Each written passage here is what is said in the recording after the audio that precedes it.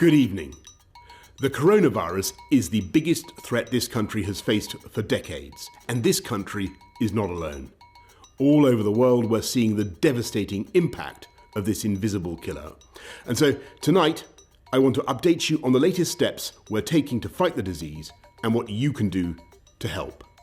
And I want to begin by reminding you why the UK has been taking the approach that we have. Without a huge national effort to halt the growth of this virus, there will come a moment when no health service in the world could possibly cope, because there won't be enough ventilators, enough intensive care beds, enough doctors and nurses.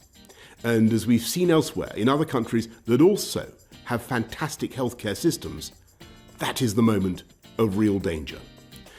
To put it simply, if too many people become seriously unwell at one time, the NHS will be unable to handle it, meaning more people are likely to die, not just from coronavirus, but from other illnesses as well.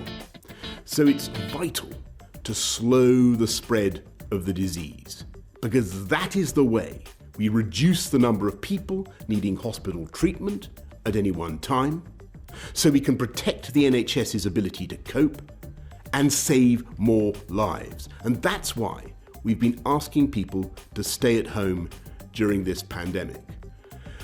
And though huge numbers are complying, and I thank you all, the time has now come for us all to do more. From this evening, I must give the British people a very simple instruction. You must stay at home. Because the critical thing we must do to stop the disease spreading between households. That is why people will only be allowed to leave their home for the following very limited purposes. Shopping for basic necessities as infrequently as possible. One form of exercise a day, for example, a run, walk or cycle, alone or with members of your household. Any medical need to provide care or to help a vulnerable person.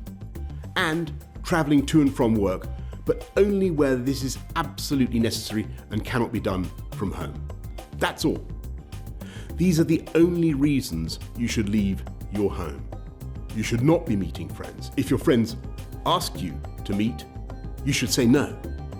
You should not be meeting family members who do not live in your home. You should not be going shopping except for essentials like food and medicine. And you should do this as little as you can. And use food delivery services where you can. If you don't follow the rules, the police will have the powers to enforce them, including through fines and dispersing gatherings. To ensure compliance with the government's instruction to stay at home, we will immediately close all shops selling non-essential goods, including clothing and electronic stores, and other premises, including libraries, playgrounds and outdoor gyms and places of worship.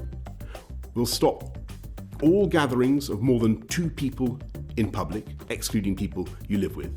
And we'll stop all social events, including weddings, baptisms and other ceremonies, but excluding funerals.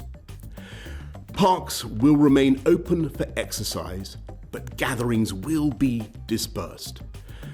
No Prime Minister wants to enact measures like this. I know the damage that this disruption is doing and will do to people's lives, to their businesses and to their jobs. And that's why we've produced a huge and unprecedented programme of support both for workers and for business. And I can assure you that we will keep these restrictions under constant review. We will look again in 3 weeks and relax them if the evidence shows we are able to.